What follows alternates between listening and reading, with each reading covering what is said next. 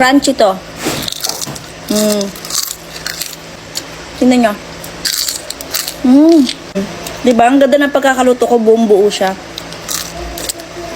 Mukha siyang kukonte, pero once na ma-open nyo, sobrang dami na itong laman. Sobrang lalaki niya, guys. Tignan nyo. And ang dami niyang laman. As you can see, kapag in-open nyo siya, kailangan nyo siya, ayan, naka-vacuum sealed kasi siya, kaya mukha siyang kukonte. Pero ayan, sobrang dami niya.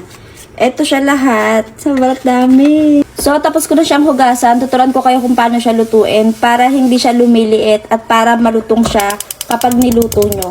Kapag nilagay nyo na siya sa mantika, ayan, hawakan nyo siya ng ganyan para hindi siya tumupi o bumaluktot.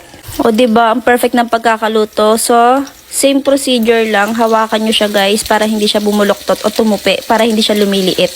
Grabe, tignan nyo, super lalaki niya. Sarap.